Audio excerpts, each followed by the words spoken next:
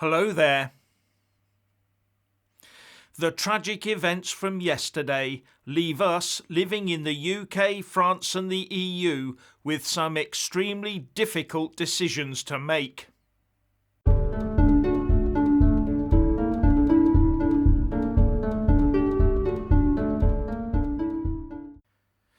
As per usual, please like, subscribe and comment below. And when subscribing, please do press that little bell, but also select the all option, or you won't get any notifications when I publish a new video. Now, this is a difficult issue to address on social media, because feelings run high on this. And it's all about, do we control borders, or do we have open borders? And I make the assumption that big tech social media companies run their algorithms more in favour of the latter than the former. Something that makes sensible and open debate on this issue extremely difficult. But surely sovereign nations have the right to manage their own borders, and the people surely have the right to debate it sensibly. Anyway, here goes. According to the latest reports, in their desperate rush to get into the UK, 27 people, human beings, sadly perished on the French side of the English Channel yesterday. But this has not acted as a deterrent for others. More arrived in the UK today. The attraction of getting to the UK seems to far outweigh the safety of staying in France. And yesterday's tragedy comes after 2 years of these trips, and the fact something like this hasn't, to our knowledge, happened on this scale before is a miracle. A French Coast Guard, UK Border Force and RNLI miracle. And just to head the anti-Brexiteers off at the pass, this has nothing to do with our exit from the EU. All that's happened is the real culprits in this, the people traffickers, have been forced, by the use of technology by border guards, to almost stop using the old lorry and ferry route. And we all remember what happened to those 39 Vietnamese passengers in that lorry, don't we? And we were still in the EU back then, and those road journeys had been commonplace for years. And extra technology was put in place to prevent a recurrence of that tragic event. Tech that may have just about cut that road-based people smuggling route off. So once specialist detectors became widely used by the authorities to check road transport, those making a profit out of people had to find another route. And they did, the English Channel. And that has resulted in another tragedy. All because governments can't agree that these trafficking gangs must be stopped. Or if they do claim they want to stop it, they can't agree on how to stop it. And as far as I can see, the French government and police seem very content for it to continue. And as a result of this inability to agree or to act, people either fleeing for their lives or just looking for a better life have become commodities of the ruthless people trafficking gangs. And now we have a political blame game going on. We blame the French for doing too little to stop the traffickers, and the French blame the UK for having too many pull factors that allows the people smugglers to paint the UK as the land of milk and honey.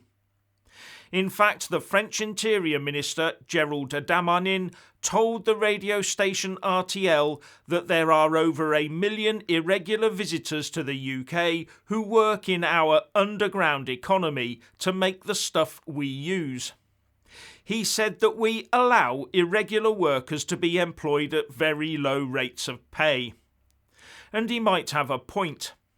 The UK black economy must be lucrative because no one's queuing up to leave it. Either that or those coming over here are now held here by fear while living in squalor. If so, that would make the people smugglers twice as culpable. And you also have to wonder where the money is coming from to pay the people traffickers for their unpleasant services. And another point to note is that someone, somewhere, is buying an awful lot of small boats and life jackets in France or maybe elsewhere in the EU. How is that not traceable? Anyway, where the UK underground economy and people smuggling is concerned, one assumes that cash or maybe Bitcoin is being used. Surely they can't get away with this using their own bank accounts, especially as the ones who it is claimed are paying the fee, i.e. the passengers, have arrived here irregularly and are unlikely to have bank accounts they can readily use in France.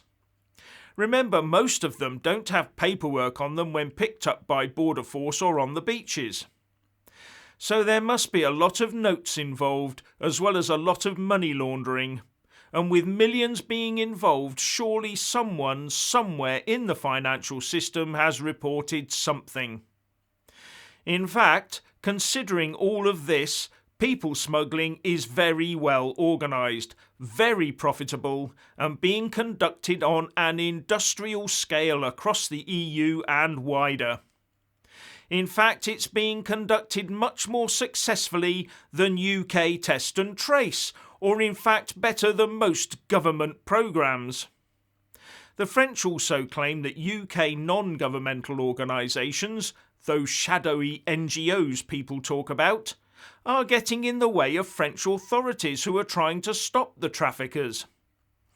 But it is funny that 5 arrests were reported by the gendarmerie almost immediately after the news came out yesterday, almost as if they already knew exactly who to go after and where they were.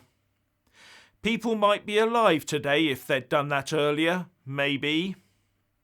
Anyway, if this is all down to cash and money laundering, the UK government could deal with this fast-growing problem by accelerating its move towards a fully digital-only currency for the UK, something the Bank of England is already working on, and something that Boris Johnson hinted at during COP26 when he tweeted, "I'll be asking world leaders to take action on coal, cars, cash and trees to keep alive the prospect of limiting global temperature rise to 1.5 degrees, #COP26.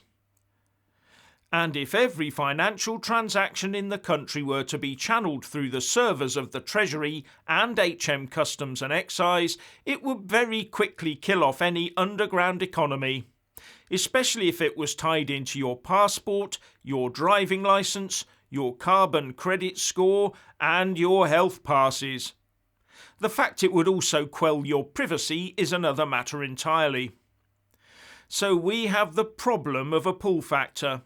The people are reacting and want something done about it, and going cashless might put a stop to it. It might be the solution. Either that, or by the sounds of it, the police are going to be tied up for years raiding sweatshops. Or the other alternative is to do what Michel Barnier is demanding we do: open up our borders. But on this side of the channel, the Home Secretary Priti Patel is saying the French should accept our offer of sending UK police officers over there to help them patrol their beaches. But the French government believes that is not us helping them out, but us encroaching on their sovereignty. Neatly forgetting that we have EU Border Force people in the UK unhelpfully assisting us move goods from Great Britain into Northern Ireland. And further, President Macron told Boris today not to exploit this tragedy for political ends. Politicians say that when they don't want any meaningful dialogue. So I don't see much help coming from Paris on this. Yet they're the ones with the gaping borders that encourage all this in the first place. Now many people are saying the UK should open safe routes up to allow people to apply to get into the UK. Now that's fine for those who believe they have the justification. But for the ones wanting to come here for different reasons, and the ones that know we would never knowingly let them in, the Channel crossing would still be their only option. And the only other solution to this mounting problem for the UK, The use of barracks or even offshore facilities is being fought bitterly by the Home Office civil servants, human rights lawyers, and probably the courts too when cases get there, even though the Nationality and Borders Bill is going through Parliament. Because many experts say that conflicts with case law and international law, so could be challenged in the courts. All because of the international treaties we're signed up to, treaties the Tories are unlikely to want to interfere with. Now, the real knotty problem for the rest of us is, if Boris and Priti don't get to grips with this and make those tough decisions, next year we'll see a massive increase. And that will lead to a big slide in the polls for the Tories, with, as ever, Labour picking up the support. Now, if that were to reflect itself in the next general election, Labour would get in, and so would everyone else. So what's your opinion on stopping the people traffickers? Please like and comment below.